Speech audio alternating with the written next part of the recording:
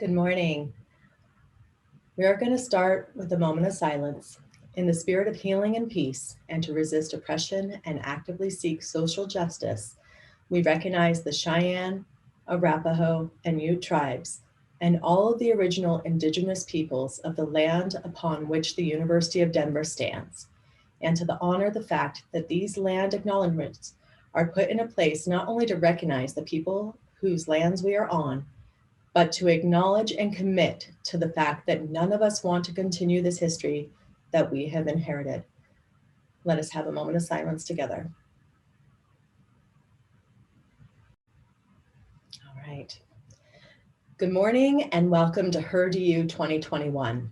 I'm Tali Thomson, the chair of the Women's Coalition, and I am excited to be here with you today. Last year, we gathered in person for the 25th annual HerDU Women's Conference. The following week, our campus moved to remote learning and working due to the pandemic. In fall, we had to ask ourselves, could we and should we do HerDU as a virtual event? After much consideration, we charged ahead. The university committed the resources to make this week of programming a reality, and this year's planning committee, comprised entirely of volunteers from across campus, rose to the challenge. These women and allies of the programming committee have given a combined 1,500 hours of their time to make this possible. This year's conference theme is We Are Women, Mind, Body, Spirit. This broad theme celebrates the universal parts of ourselves that make us who we are and allows the space to focus on and nurture the differences in our identities and experiences. Our focus for the keynote discussions explore what it means to be a woman as change makers and creators of the community. We're interested in conversations about creating spaces where women can see themselves and bring their full selves. We're interested in what comes from focusing on relationships and making equitable spaces. Within and outside of DU, we can feel the call for change and celebrate the women doing that work.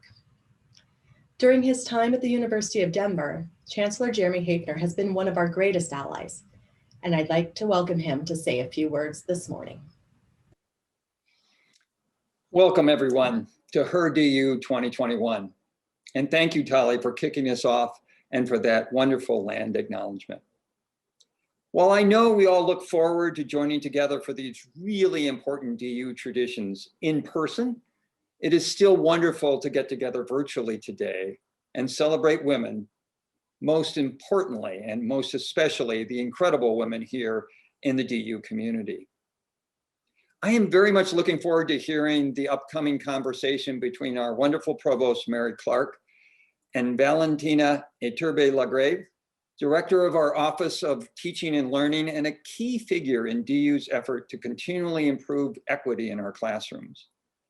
Mary and Valentina are representative of the depth and breadth of experience, skills, creativity, and leadership here at DU. But first, I want to thank you to all the individuals who have worked so hard to put this program together. As Tali said, 1,005 hours of volunteer work went into this. That's amazing. And pivoting our experiences to a virtual format is a unique challenge. And we are all grateful to everyone who has had a hand in making this possible. Now, this has been a very challenging year for everyone. There's just no question about it. But women in particular have shouldered many of the sacrifices and responsibilities thrust upon us by the COVID-19 pandemic. Inequity in the workplace and in the home has been a central challenge. The pandemic has only served to make these challenges even starker. Just yesterday in the Sunday Denver Post, on the front page were these three headlines: virus greater toll on women in the workplace, a toxic place for women to work, talking about the Colorado judicial branch, and 3, France finds sex abuse in sports. All three articles were about the challenges that women face in the workplace, at home, on the field, all on the front page.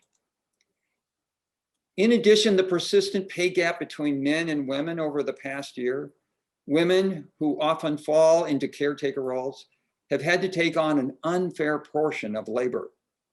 Many women are managing full-time work while serving as their children's teacher or Zoom manager. And this role has forced others to quit their jobs or move to part-time, especially women of color. As well, many women have found themselves caring for loved ones sick with the disease. And not to mention the countless first responders, such as nurses, roles largely filled by women. And while I'm deeply appreciative of the capabilities of women, pervasive inequities are unfair, unsustainable, and intolerable. And what's more, society is worse off for them. When women who want to be in the workforce are forced to leave by any circumstance, we lose their valuable skills, talents, and contributions. As Colorado Women's Chamber of Commerce Christian Blessman said in Sunday's Post, the economy is not going to come back until we get women back in the workforce. Now, the theme for this year's HerDU is about women as change makers, women as creators, women as leaders, women as community builders. And when we focus on building equity and when women have access to opportunity, they can pursue these intersecting identities fully, ultimately to the benefit of society. And while I recognize there's always more to do and promote and protect gender equity on this campus, I see at the University of Denver a vibrant community of women doing incredible work. Women pursuing their callings and proving beyond a doubt that when passion, effort, and opportunity meet, the world is changed for the better. Of course, I look to our Provost, Mary Clark, a compassionate and strategically minded leader, and to Valentina, who has helped DU advance equity in immeasurable and measurable ways. I look to our faculty, which I'm so proud to say very nearly reflects the gender ratio of the state. I would be honored to steal your entire day to list all the incredible research women faculty members are doing on this campus, but suffice it to say this: because of our women faculty members, DU is making a difference, having an impact, and expanding knowledge across many, many fields. As well as our staff, of which 64% identify as women. They continue to astound me, but especially this past year as they guided the pivot of vital resources and services in the face of the pandemic so that our students could access what they needed to succeed. And our alumni, I am so proud of our women alumni. So many of them have left DU to make a deep impression on the world. Just last week, I had the honor of meeting with Condoleezza Rice, one of our countless exceptional DU alumni. Our leadership, 100% of the senior vice chancellors here at the University of Denver are women. Nearly half of the chancellor's cabinet are women. And each day I'm personally grateful for their expertise and guidance. Our deans, an incredible group of academics and leaders, many of whom are women, in fact, 45% of them. And we have recently welcomed 2 new deans, Dean Michelle Savick in the Ritchie School of Engineering and Computer Science, and Dean Rhonda Gonzalez in the College of Art, Humanities, and Social Science. DU is fortunate to have these women, consummate leaders in their fields, helping to advance the academic mission of this institution. Finally, I want to champion our students, the majority of whom are women as well. In fact, 54% of our undergraduates and 65% of our graduate students are women. These students, these women, are why we are all here. We believe that through a DU education, we can help them achieve great things personally, professionally, academically, and for the benefit of the public good. And it is for our students that these conversations we share today and ongoing during HerDU are so important. We must be relentless in our push for equity and for inclusion and diversity, with the goal that there will come a generation when women and girls are not subject to exclusion or harassment. A generation where the world will offer them the same opportunity to build the lives they desire, for which it traditionally offers men. a generation where women could be and do what they wanted to be and do, pursuing freely the identities and goals most meaningful to themselves. Let's continue this work today, now, and in our conversations with each other during HerDU. Thank you again to all who have joined us and to those organizing and participating in today's programming. Thank you for being here. Thank you for what you do for DU. And now back to you, Kelly. Thank you so much, Chancellor. I am very honored now to introduce our special guest vocalist, Felice Frazier.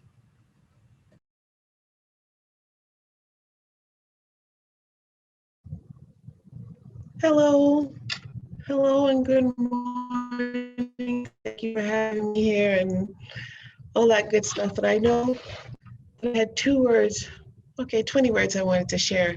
And it popped into my head on the way because I was trying to figure out what message I wanted to give. And it was, remember who you are and what you're made of. Your scars, be they inside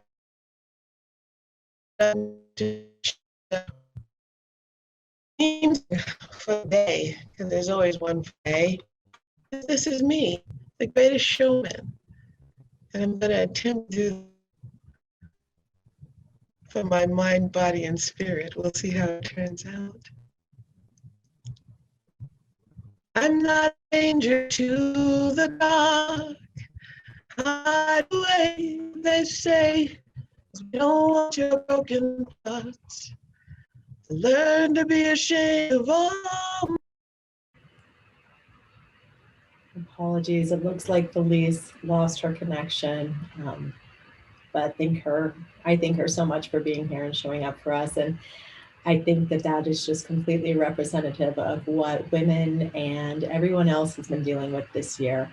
We are living in such an unpredictable world, and the opportunity to come together, unfortunately, is swiftly removed as well. So we must cherish the time that we have together. On that note, I am very excited for this conversation with Dr. Valentina Iturbe-LaGrave and Provost Mary Clark. Thank you. Thank you so much, Tali. And certainly, I think we have all been experiencing all of the ups and downs of connectivity, of being online, of just juggling so many roles and realities in our homes, in our offices, wherever we may be. So I am so excited to be here today with our provost, Mary Clark. Mary, it's just such an honor to be with you. I feel like we're always in meetings and we rarely get time to connect and have deep conversations around topics that are so near and dear to our hearts. So thank you, and I feel likewise. Thank you. And as Jeremy said and Tali said, it really has been an unprecedented year. We're grappling with and grieving the continued impact of the pandemic, systemic racism, gender violence, inequity, and incivility. And I feel like the depth of these issues have made many of us feel like we're no longer standing on solid ground. Like everything that we're standing on continues to shift regularly. And there's just so much work to be done, yet there seems to be very little time for us to find our footing. So as we are required to move from one crisis to another with very little recovery time and space to grieve, recharge, rethink, our strategies and really reflect together about how we're doing. My first question to you is, how do we engage in the work of equity in a way that recognizes the urgency of underrepresented groups while honoring the well-being of those who are carrying it forward? Well, I think there's a number of ways. First and foremost, I think for us to have grace in our interactions with one another, grace and compassion and understanding. The Chancellor highlighted a number of headlines in yesterday's post just about the most recent challenges we all have been facing in the circumstances under which we're working. So I think first and foremost, that level of grace and compassionate understanding. Beyond that, there are a number of things that we've done here at the university, but I recognize that it is a work in progress. So I'm thinking of the work that we've done, for example, on the faculty side, to provide extensions of review for consequential milestone achievements for faculty, whether it's appointment, reappointment, tenure, or promotion. I'm also thinking of the work that the Faculty Senate is carrying forward right now, looking at COVID era accommodations for faculty. Also, the Faculty Senate is leading work right now on faculty workload equity matters. And we just had a large webinar on Thursday on these matters. So these are some of the things that we're doing, but very much a work in progress. Likewise, for both faculty and staff, the recent restoration of salaries and benefits, which is really intended to salute our staff and faculty for all the work that they've done this year, which, as you highlighted, has been done under the most challenging of circumstances. I'm mindful of the circumstances of many of our staff and faculty who are managing both their work lives and their personal and family lives and seeking to integrate them. And as a single mother myself, I'm very mindful of what those challenges are, albeit I'm in a privileged position. But our staff and faculty have worked so hard this year, have been so committed to the well-being of one another, the well-being of our students, the well-being of our broader community. When you think of the vaccine effort that we've undertaken, we've now hit the 15,000 vaccine mark as of this weekend, thanks to Sarah Wadamura and her team. But again, this is emblematic of the commitment we have to our own community, the broader community. And as you say, it's been a unprecedented year in terms of what folks have had to draw on in terms of their internal resources, reserves, and I salute everyone for what they've been able to do. Thank you for that, Mary. I agree with you. I think that we're needing to give each other more grace than ever before as we continue moving forward. And there's also cause to celebrate and to acknowledge just the immense work that has been done at the University of Denver in the past academic year and how we have been able to thrive in the face of such immense challenges. And I wanted to bring it back to the headlines, and we are experiencing a moment where the national conversation and the spotlight tends to be on these issues. Many times I'm feeling like more people than ever are having these conversations and focusing a lot of their efforts beyond the surface level of compositional diversity and representation. There are more meaningful, timely conversations happening, right? You mentioned workload for our faculty. These are really vibrant conversations that need to be had, and we are having them.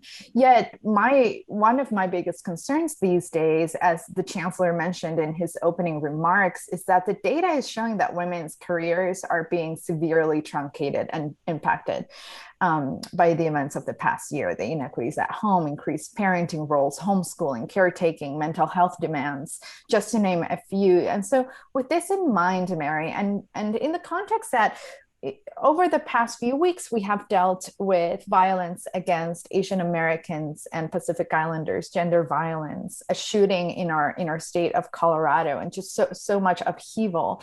How do we hold space for those who identify as women and hold space for BIPOC, AAPI, LGBTQ communities continue to be impacted in truly compounded ways and layered ways by the pandemic and the challenges of the past year? Well, thank you. There are a number of things that we have done and can and should be doing moving forward. I'm mindful, just recently, Thomas Walker in Student Affairs held a gathering the day following the shootings in Atlanta, where maybe 45 or 50 of us gathered together virtually. And there was no agenda, and it really was a time to process feelings and thoughts and share with one another about our feelings and thoughts. It was exceptionally moving. A number of us were, moved to tears in this coming together.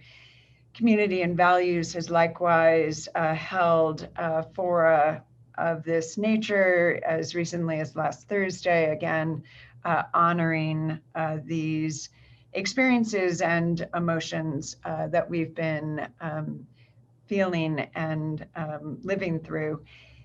And so those comings together, you spoke of spaces, are critically important, are really essential for us to share our humanity with one another.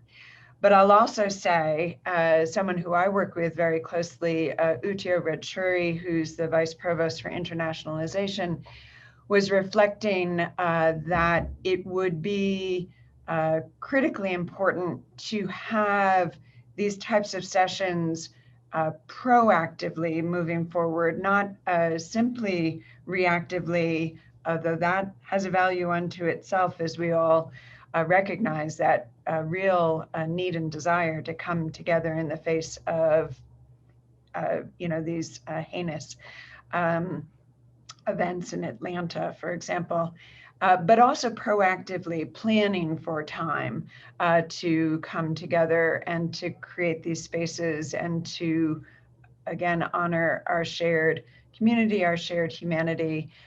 Community and Values is, again, an area that I'd identify, but likewise the Multicultural Center, any number of programs offered through student affairs and student engagement in particular. And then I'm mindful of the Women's Coalition and the very broad intersectional gathering and community that you have hosted. And again, what Tali had suggested at the outset in terms of the 1,000 person hours, women hours, that went into hosting this week's programming. So these are spaces that have been created or should be created moving forward. But as your prior comment highlighted, none of this is labor-free. It is very intensive work and commitment that our community members are bringing to bear. And we must honor and we must recognize that, and the work is being disproportionately done by women and by people of color.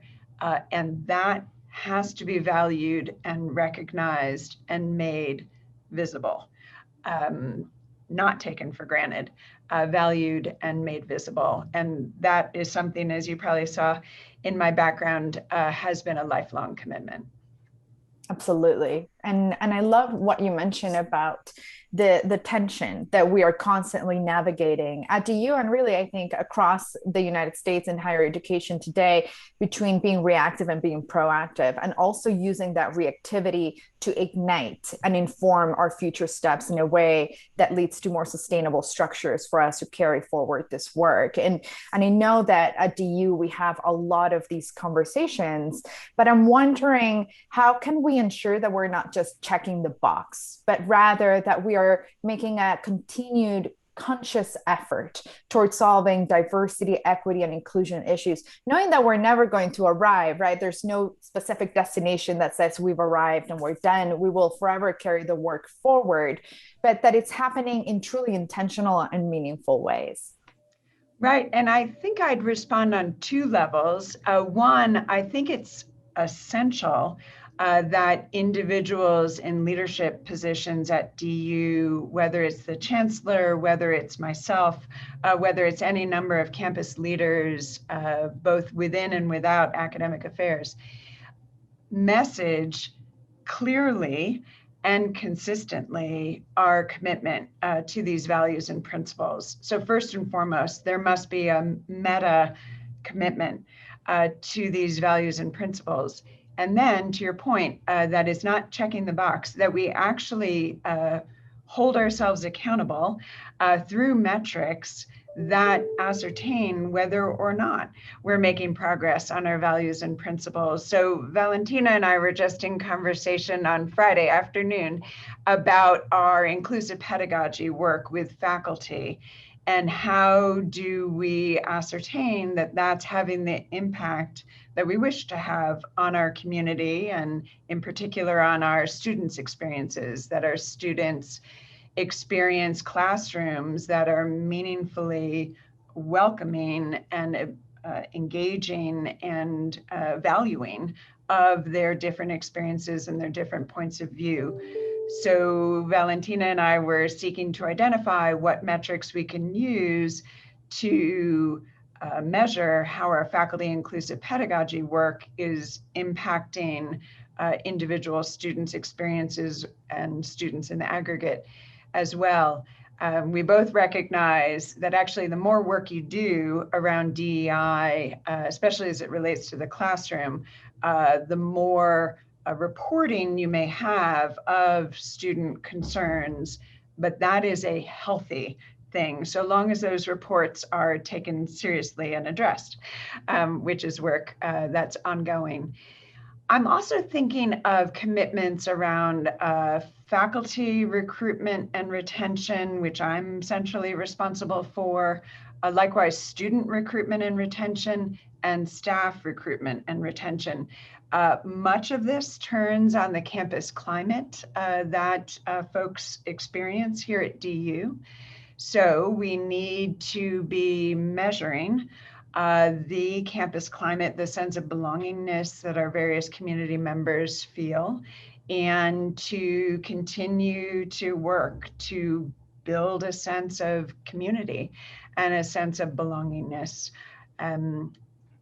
Likewise, we need to recognize and value the work of all of our faculty, staff, and students. And I'm mindful that historically, spotlights have been shown not on women and not on people of color in this regard. And so again, I've been quite purposeful in my messaging to the community, recognizing the value and the achievements, the accomplishments of women, of people of color, of underrepresented minority members of our community in particular, by taking pride in what they've been able to accomplish and celebrating it in the way we've historically seen done for white males in the community in particular.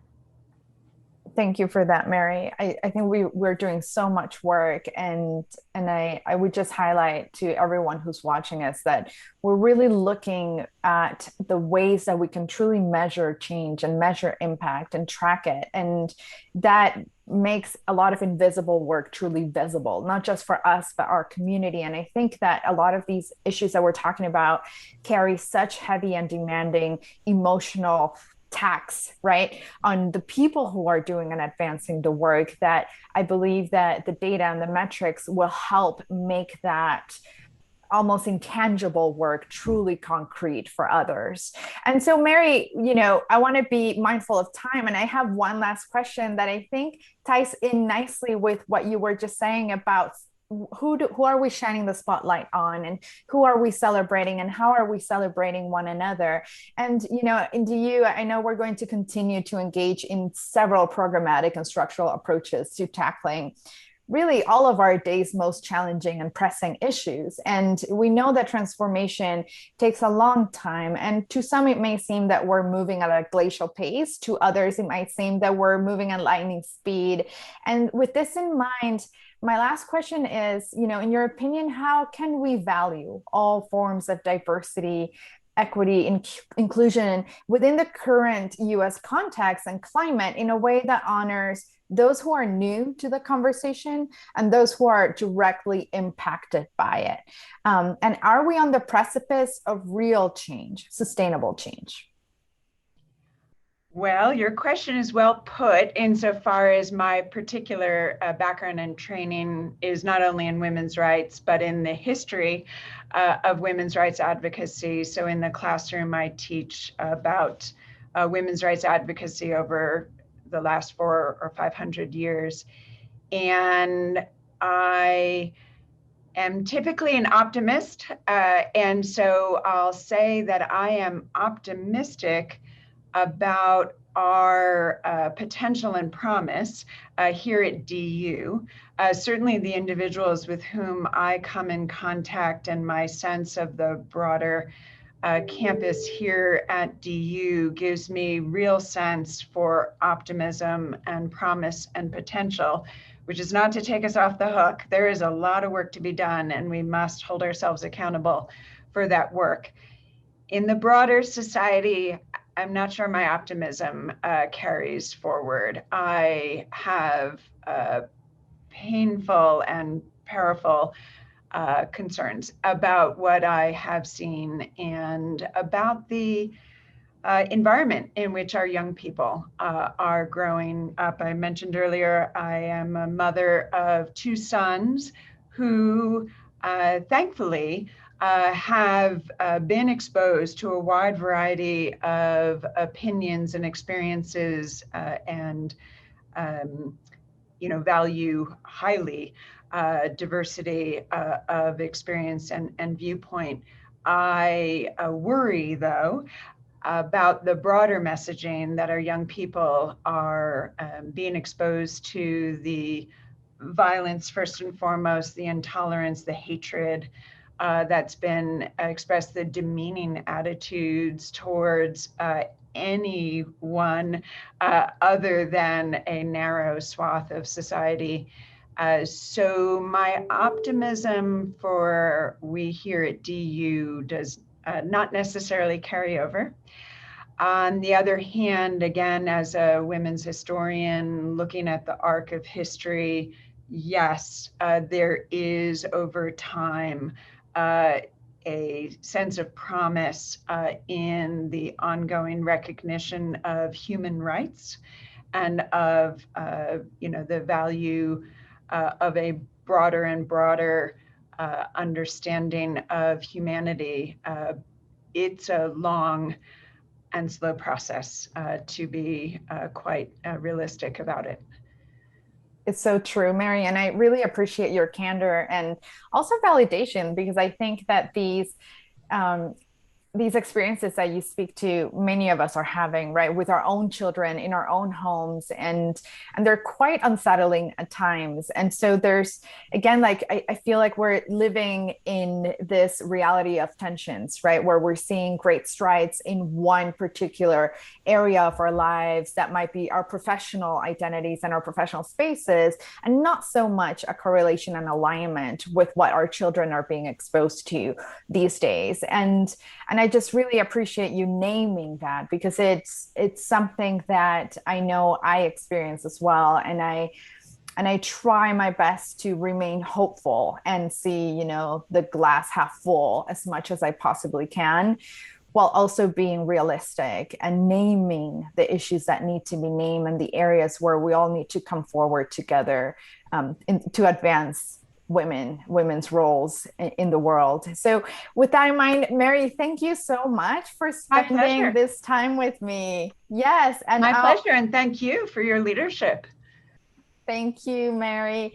I'll hand it over to Tali, and I hope that everyone who's watching really enjoys this incredible program that HerDU and all the amazing folks who worked on it are bringing to all of us this week. Very good. Thank you, Valentina. Thank you both so much. That was a wonderful conversation, and it's always kind of fun to feel like a fly on the wall of 2 colleagues, 2 friends talking. I want to thank you both again. I would like to thank Felice. Sorry that we didn't get to hear more of her lovely vocals. And of course, thank you so much, Chancellor Haefner. If you have not had a chance to register for additional programming this week, you can still visit us at du.edu/women. You can learn more about the Women's Coalition there and also our schedule. you can also check out the giveaway items that are going to be coming up. For those who attend sessions and complete a survey, we have a collection of wonderful giveaways from alumna-sponsored companies and organizations. We have the virtual Half the Sky Fair. If you've ever attended HerDU in person and done the shopping and participated, we have some wonderful links to our past Half the Sky Fair vendors as well as alumna-owned businesses. And otherwise, we're also doing coffee breaks, 9 a.m. every day with me in the morning. It's a great chance to pretend that we just bumped into each other and are having a cup of coffee. You can ask me questions about the Women's Coalition. You get a chance to talk to each other. And if we have enough people, we'll do some breakout room roulette where we just randomly let everybody go into little discussions. Thank you so much to everybody who attended. I look forward to this HerDU, the 26th HerDU, being an amazing virtual experience that somehow is still going to bring us together. And I'd love to take advantage of the floor to thank Tali for all of her work, all of her leadership, and that of all your colleagues. The Women's Coalition is just a gem, and we're so incredibly fortunate to benefit from your work. So thank you for all that you've done over the course of the year and what I'm looking forward to this week. So thank you. Thank you so much. And that was a wonderful reminder to me, Mary, that we also list all of our programming committee on the HerDU pages within the Women's Coalition website. So I encourage you all to check it out, see who is all on the committee. They're responsible for helping with the awards program, securing the giveaways, running the RFPs, creating the registration, and of course, a great shout out to our IT team who has helped make these webinars throughout this whole year go so seamlessly, and they are amazing. So yes, thank you all. And if you are interested in learning more about the Women's Coalition, we are in the process of an amazing restructuring right now to get more women across campus together to do sustainable work that will empower our community and make DU one of the best places for women to study and work. So reach out to me, tali.thomason@du.edu, or visit our website. All right. Thank you so much, and everybody have a wonderful conference. Thank you.